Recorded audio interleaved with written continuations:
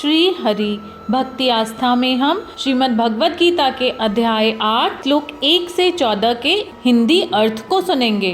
अर्जुन ने कहा, हे पुरुषोत्तम, वह ब्रह्मा क्या है, अध्यात्म क्या है, कर्म क्या है, अधिभूत नाम से क्या कहा गया है और अधिदेव किसको कहते हैं। हे मधुसूदन, यहाँ अधियज्ञ कौन है और वह इस शरीर में कैसे है तथा युक्त चित्त वाले पुरुषों द्वारा अंत समय में आप किस प्रकार जानने में आते हैं।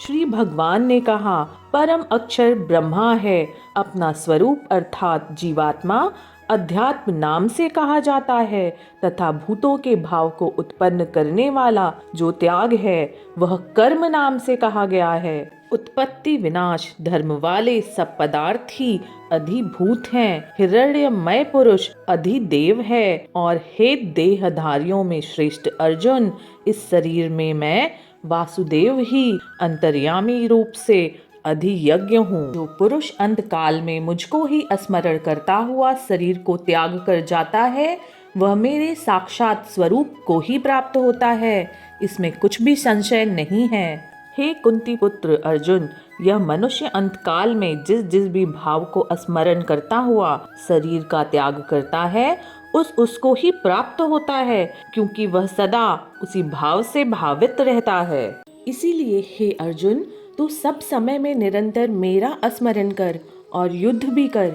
इस प्रकार मुझ में अर्पण किए हुए मन और बुद्धि से युक्त होकर तू निसंदेह मुझको ही प्राप्त करेगा। हे पार्थ, यह नियम है कि परमेश्वर के ध्यान के अभ्यास रूप योग से युक्त दूसरी ओर न जाने वाले चित्त से निरंतर चिंतन करता हुआ मनुष्य परम प्रकाश रूप दिव्य पुरुष को अर्थात परमेश्वर को ही प्राप्त होता है। जो पुरुष सर्वज्ञ अनादि सबके नियंता सूक्ष्म से भी अति सूक्ष्म सबके धारण पोषण करने वाले अचिंत्य स्वरूप सूर्य के सदृश नित्य चेतन प्रकाश स्वरूप और अविद्या से अति परे शुद्ध सच्चिदानंद घन परमेश्वर का स्मरण करता है, वह भक्ति युक्त पुरुष अंत काल में भी योग बल से भ्रुकुटी के मध्य में प्राण को अच्छी प्रकार स्थापित करके फिर निश्चल मन से स्मरण करता हुआ उस दिव्य रूप परम पुरुष परमात्मा को ही प्राप्त होता है।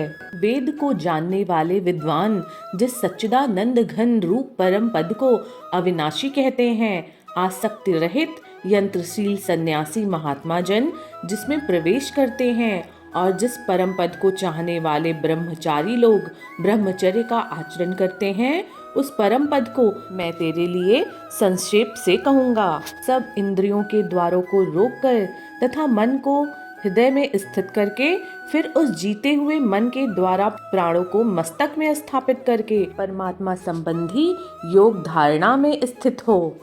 जो पुरुष ओम इस एक अक्षर रूप ब्रह्मा को उच्चारण करता हुआ और उसके अर्थ स्वरूप मुझ निर्गुण ब्रह्मा का चिंतन करता हुआ शरीर को त्याग कर जाता है वह पुरुष परम गति को प्राप्त होता है। हे अर्जुन, जो पुरुष मुझ में अनन्य चित्त होकर सदा ही निरंतर मुझ पुरुषोत्तम को स्मरण करता है वह नित्य निरंतर मुझ में युक्त हुए योगी के लिए मैं अत्यंत सुलभ हूँ, अर्थात उसे सहज ही प्राप्त हो जाता हूँ।